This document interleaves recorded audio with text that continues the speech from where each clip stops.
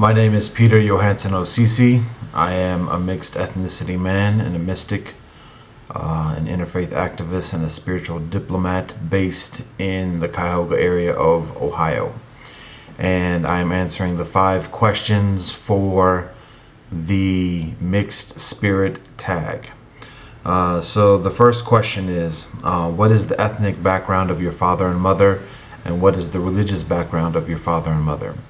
So my father is predominantly of African descent, descended from slaves within the United States, coming from West Africa primarily.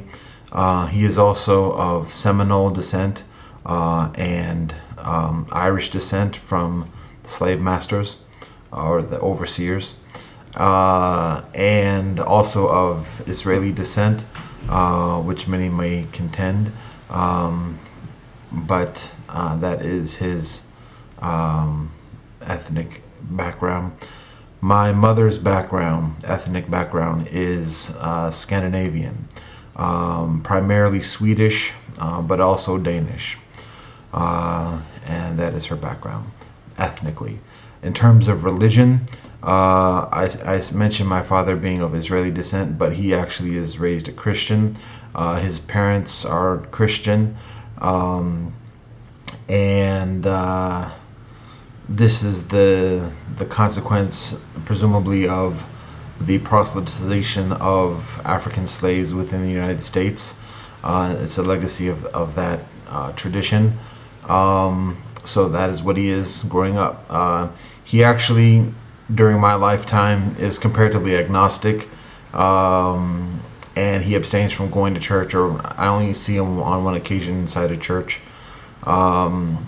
So he is he believes in God, but he has, because of the challenges that he experiences in his life, he has a strong aversion towards organized religion, and I think authority as well. As far as my mother goes, my Moor, her father, my Morfar, is an agnostic growing up, and he goes to India, where he becomes a Christian. He becomes a Christian I was about to say mercenary, missionary, and that's where he meets my Mormor, my grandmother on my mother's side. And my mother and her sisters are born in India, and are raised in a very strict Christian environment. My Moor kind of rebels against that upbringing. Her family moves to the Pacific Northwest after she graduates from high school, and my Moor kind of, like I say, she rebels. She questions a lot of the doctrines within her Christian faith, and the proclamations within her Christian faith. And so she moves to Ohio, where she meets my far, and the two kind of live a life of agnosticism, of separation from any specific organized religion and dogma. And so that's how my parents meet and live during my childhood, and so that's the background of my parents. Second question, number 2, what do your parents teach you as a child? So my parents actually infer or share with my brother and sister and I a strong belief in God, actually, and also a strong belief in the golden rule, and that pretty much guides my behavior throughout my youth, or my childhood particularly. My parents raised us outside of any specific organized religion or community. We abstain from going to church. We abstain from going to synagogue. We abstain from going to Gurdwara or the Masjid or any other house of worship. And so that actually has challenges and benefits. it allows me to build friendships with people from many different religious backgrounds and learn from a lot of different cultures and religious traditions. So I appreciate that, and that's something that, being a mixed ethnicity man, that's something that my parents intrinsically teach me, is appreciating different cultures, and including respecting different traditions, and not having to agree with everything, but providing others with a basic amount of respect. So that's something that my parents teach me as a child. Third question. What challenges do you experience as a youth? So, as I mentioned, there are benefits with growing up outside of a specific religious tradition or community. There are also challenges. As I was an adolescent in high school, I experienced challenges of fitting in as a mixed ethnicity person, but also as a kind of ambiguous spiritual individual. I miss being without a religious community or a group with whom to identify, and so I have challenges of fitting in, particularly in high school. And I remember when I go to university, I'm thinking, okay, this is where I'll meet people of my own kind, at least intellectually, or who are about something and other than petty games and things like that. But I found a lot of that at university as well. And so I experienced challenges, again, fitting in at university. And I remember there were 2 times during my education, my formal education, that I actually prayed to God. One was at my freshman year at university, and the other was my concluding year in law school. So the first occasion, basically a close friend of mine slaps me in the face twice for owing him money. That long story short, that's it. That was like the culmination of the challenges I was experiencing of fitting in and being alone in a new environment. So I remember after that happens, walking around the campus that night and just wondering to myself, like, why am I here? I thought I was going to be beyond these trivial challenges. What's my purpose in life, and why am I experiencing these challenges? And so I just kind of naturally gravitate and find myself in front of the chapel, which is a non-denominational Christian chapel on campus. The doors are open, the lights are on, so I go inside, it's empty, and I just go into the middle of the pews and I kneel down and I pray. And I pray to myself in silence, but I pray to God, and I ask God, why am I experiencing this? Why am I going through these challenges?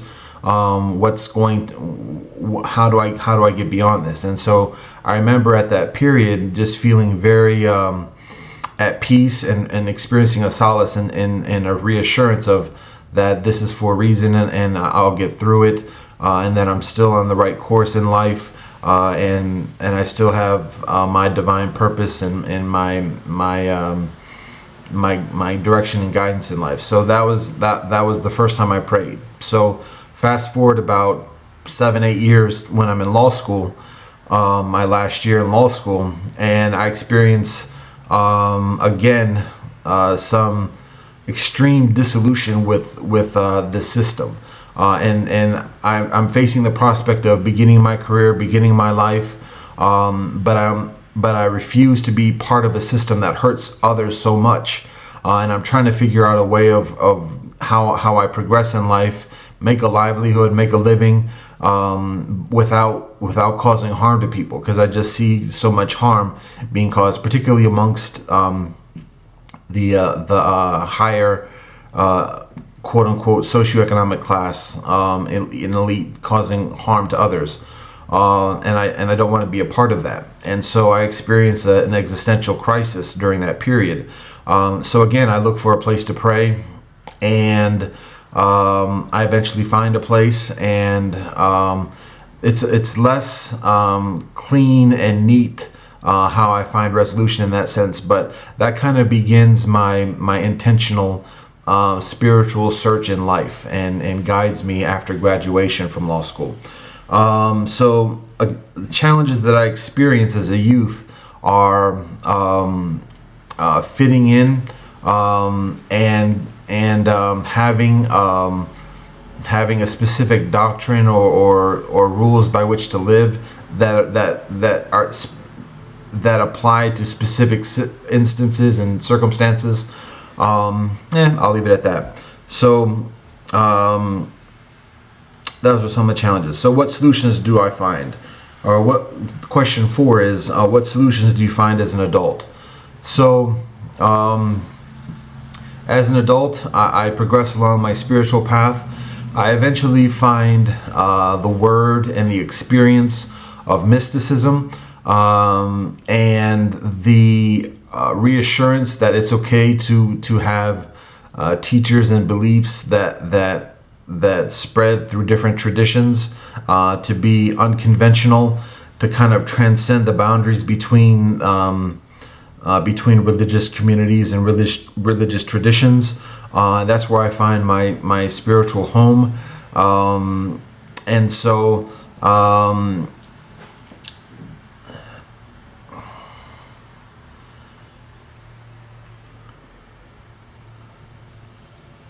I find a peace in being friends with everybody. As a mystic, I believe there's truth in each religion, and I love everybody, and that's kind of how I've always been.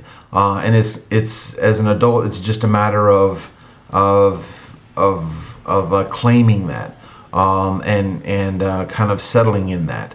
I think a lot of my friends, growing up as a youth and as a young adult, also have similar beliefs, but also have obligations to be within a specific religious or ethnic community, and so those beliefs are kind of pushed to the side in favor of allegiance with one specific community. And so, without judging that, there are benefits, there are detriments to that, but I'm precluded from making those allegiances. For a number of reasons, particularly because I'm mixed ethnicity, but also that's other than my spiritual path. So there are occasions where I try to fit in within a specific religious community, but there's always something pulling me to other communities, and to maintain relationships and involvement with friends and family from different communities. So I guess the solution that I find is just being at home with that, claiming it, being comfortable with that, and learning how to live life, sustain myself within that, and finding others who share the same experience. So that's one of the solutions that I find as an adult. The 5th question is, what is your message for the universe? So in a short manner, my message to the universe is to be encouraged, to find the divine presence that exists within you. The Spirit of God, Atman, Nefesh, Ruhi, however you want to define that experience, that divine presence exists within you, and that because of that, any answer, any solution to the dilemmas that you're experiencing intrinsically exists within you, and it's simply a matter of awakening to that reality.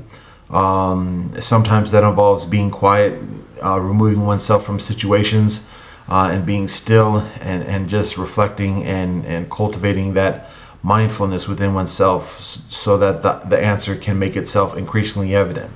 And when we do that, we find that we have each of us has a divine purpose within this life. And when we find what that purpose is, I guarantee you it involves loving others, and serving others, and finding a way to do that. And so each of us has a talent, each of us has a skill, each of us has something to share, each of us has value. And and it's realized when we share that with others. And it's helpful to find a way of drawing a livelihood from that. But there are many ways of progressing through life with modest material provisions.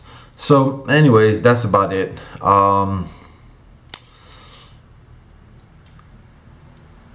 Those are my responses to the mixed spirit tag, and I would like to tag some friends with this. These are friends I know of, who are on YouTube and share a mixed identity or a mixed experience. This includes our friends with the Mix Show, Philip Koo, Kai Braden, Tyler Sammy. I tag Ken Tanabe and our friends with Loving Day. I tag Casey Facey. I tag Glory Knights. I tag Shameless Maya.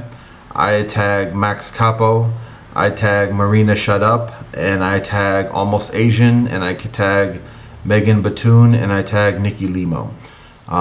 So, with all that said, I appreciate your patience and consideration in viewing this, and I tag you, and I invite you to share your experience and share this tag with others. So with that said,